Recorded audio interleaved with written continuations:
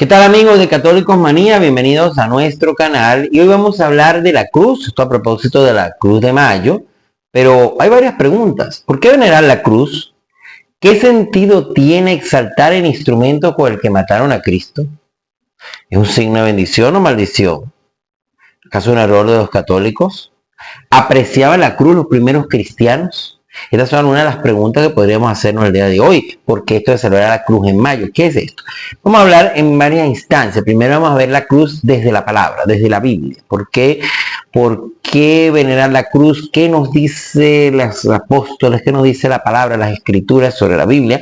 Luego vamos a hablar un poco del ascenso de la cruz como signo del cristianismo. Y luego sí, las fiestas en torno a la cruz, porque hay dos fiestas en torno a la cruz, y lo que significa esto de vestir la cruz en países sobre todo como Venezuela y México. A ver, hay grupos religiosos, por ejemplo los testigos de Jehová dicen que es inconcebible esto de venerar la cruz y ponen un ejemplo que aparentemente es lógico, es que la lógica humana no es la lógica de Dios, también tenemos que tenerlo claro. Y ellos dicen, si a mí me matan a mi papá con un revólver, con un cuchillo, yo no voy a cargar el revólver de mi papá diciendo, ay, mira el revólver con el que mataron a mi papá, yo lo quiero, yo lo amo, yo me lo voy a guindar de recuerdo. Eso dicen ellos, ¿verdad? Y eso suena, a primera vista suena lógico, pero ¿es la misma comparación? No. Otros acusan a la cruz de ser un símbolo pagano, incluso mismos testigos de Jehová, por ejemplo, dicen, no, Jesús no murió en la cruz, murió en un madero, y siempre ponen a Jesús atalayas así como en un palo nada más vertical, amarrado de esta manera.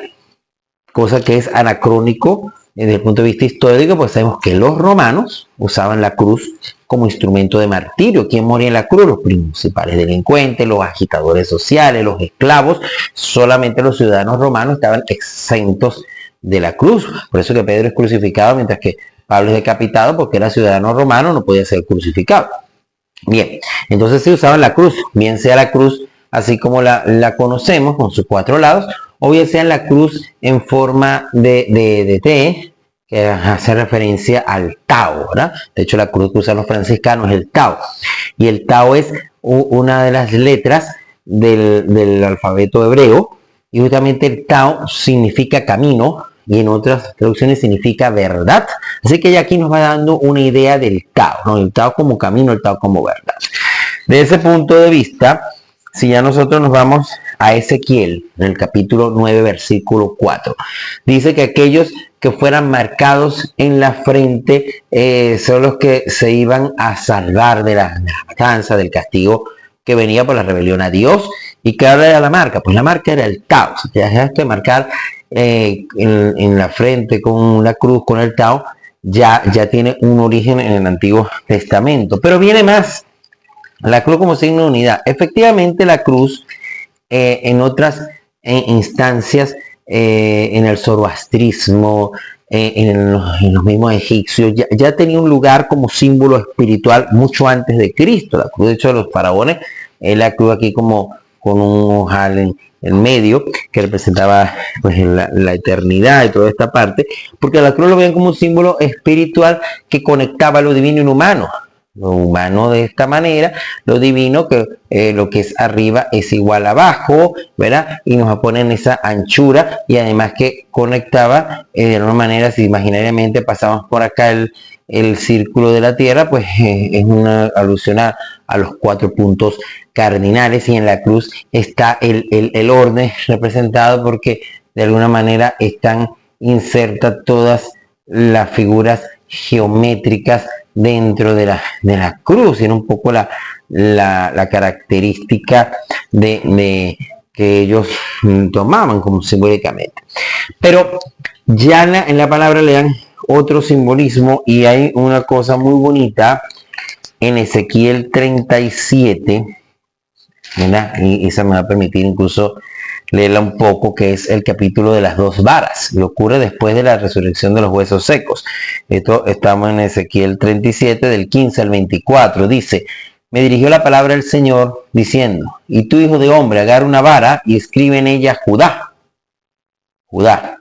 Agarra otra vara y escribe en ella José. Júntalas la una con la otra, de modo que forme una sola vara y queden unidas en tu mano, Y cuando la gente de tu pueblo te diga, explícanos lo que quiere decir, le responderás.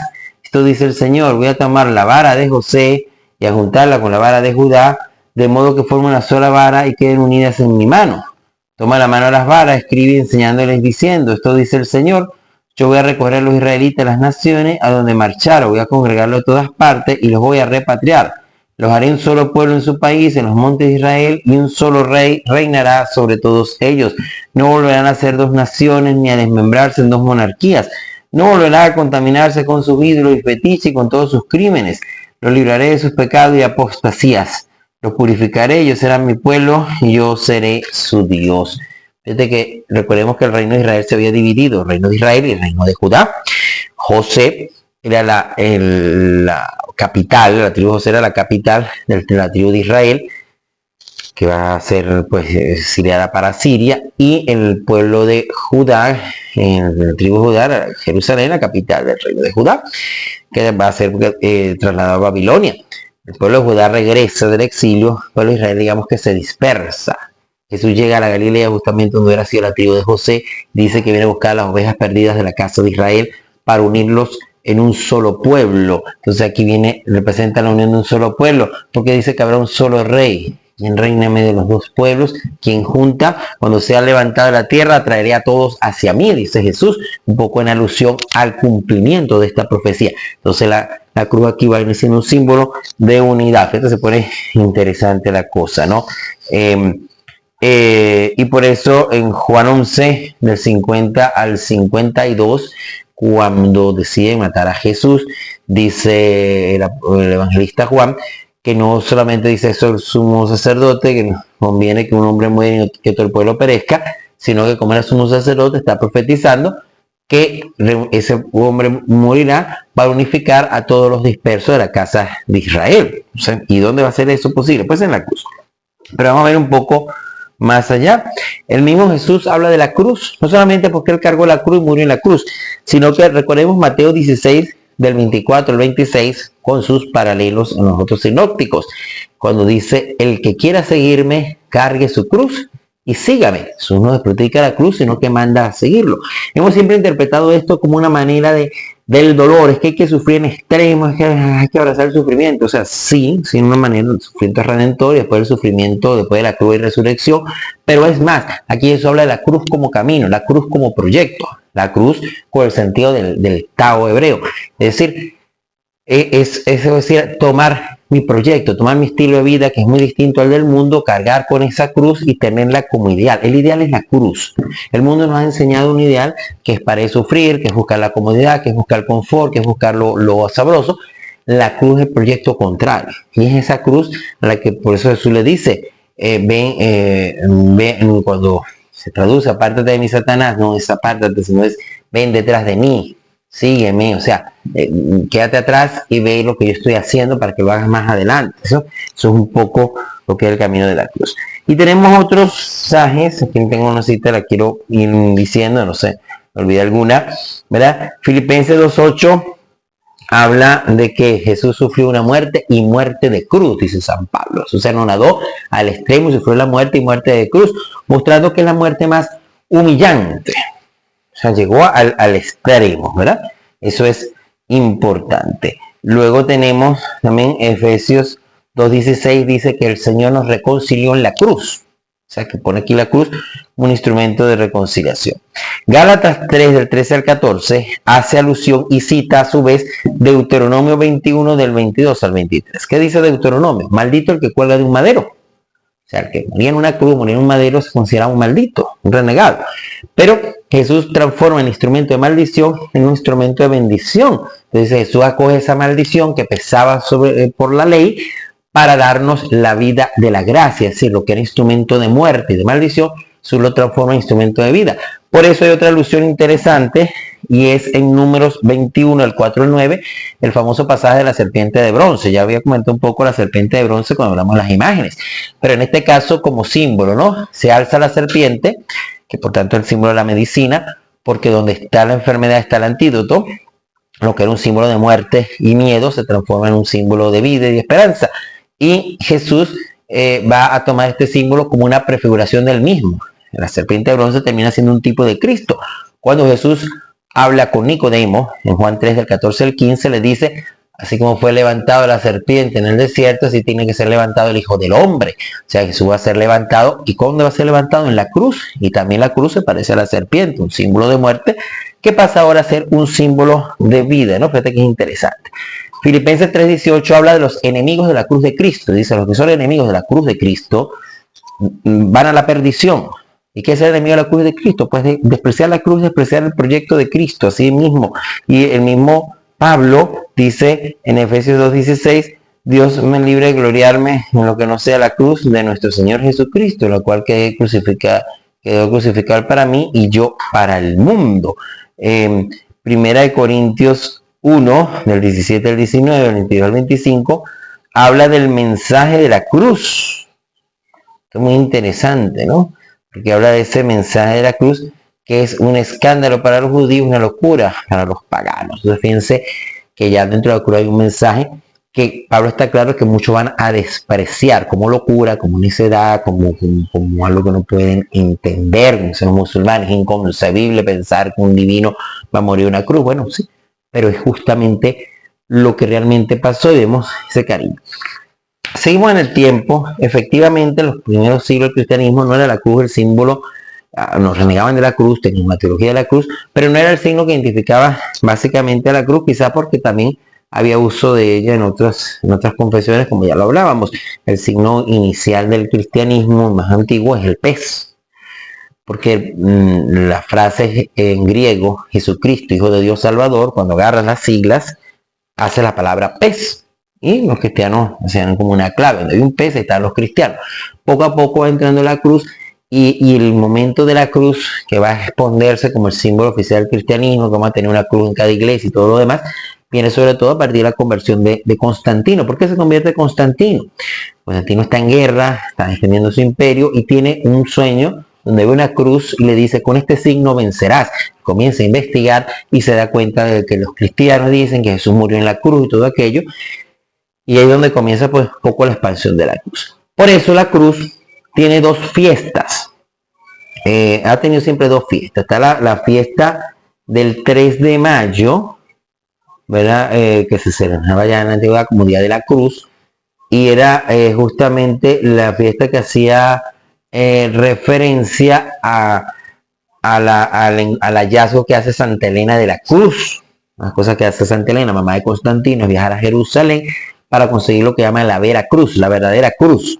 Sitio, por ejemplo, en México existe Veracruz, significa verdadera cruz, hace referencia a la búsqueda de la verdadera cruz, y ella pues consiguió la cruz y trajo la reliquia. Hay muchas iglesias trozos la cruz que dicen ser reliquia la verdadera. Ella hizo una prueba, puso un enfermo sobre esa cruz y se sanó, y por eso esta es la cruz. Bueno, poco y la leyenda con la historia, pero a esa alusión hace el 3 de mayo. Y ahí está la fiesta del 14 de septiembre,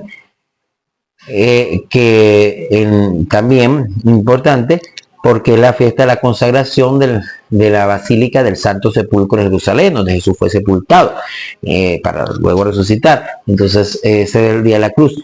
A partir del Concilio Vaticano II, la fiesta del 3 de mayo se desplaza al 14 de septiembre. En todo el resto del mundo, la cruz se celebra el 14 de septiembre. Pero hay unos países excepcionales en esto, porque era tan arraigada la tradición que no pudieron quitarle su fiesta y conservaron la antigua fiesta del 3 de mayo como Día de la Cruz. ¿Cuáles son esos países? Venezuela y México y Colombia. Ahí se sigue celebrando la cruz el 3 de mayo, mientras que en otros países el 14 de septiembre. Ya hablábamos por qué la fiesta. Pero ¿por qué tan arraigada esta fiesta en México y en Venezuela, por ejemplo? Porque aquí se va a unir cuando producto de la conquista española y de este híbrido cultural, de este mestizaje, que no solamente fue un mestizaje sexual, sino también un mestizaje cultural, se van a unir la creencia cristiana, lo que significa la cruz, ¿verdad? Se va a unir con ritos indígenas e incluso africanos propios de esa época, y se va a hacer, digamos, un poco el sincretismo. En indígenas nativos, tanto en México como en Venezuela, para mayo, que es el comienzo de la primavera, el primer renacer, las primeras flores. Recordemos que mayo es el mes de la fertilidad, ¿verdad? No en vano, en mayo tenemos el Día del Árbol.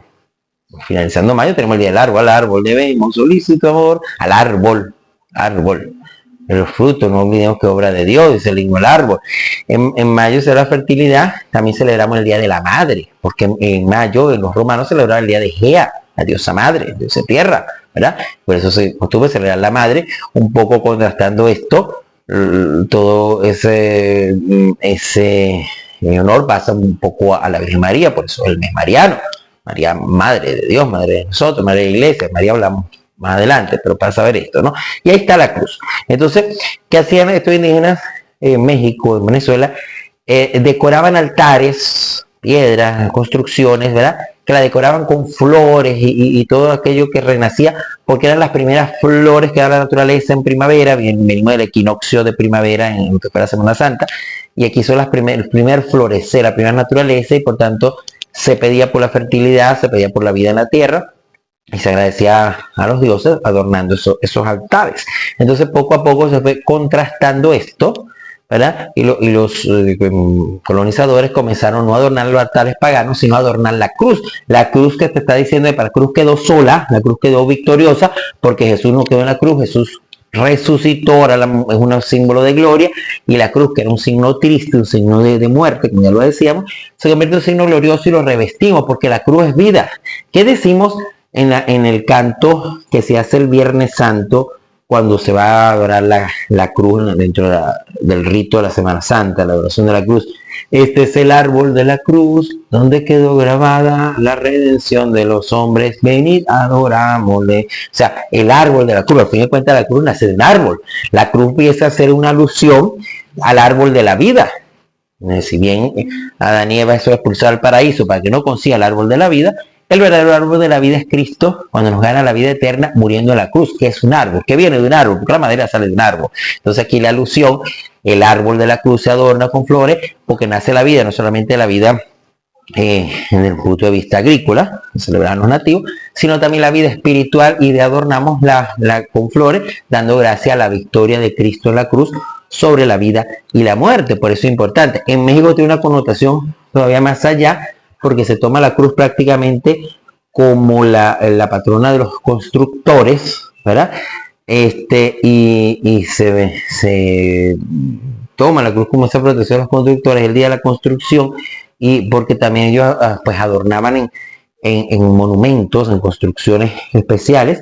Entonces, pero eso pasa a la cruz, y es un signo de construcción que viene también ha sido hecha por un obrero, por un trabajador. Entonces todas estas cosas pues se mezclan, y por eso tenemos lo que llamamos la cruz de mayo, el adornarla, vestir la cruz. Dicen en Venezuela se viste la cruz, por supuesto con flores y adornos coloridos, que dice que Cristo ha vencido a la muerte, signo de vida y victoria. Hasta una próxima entrega.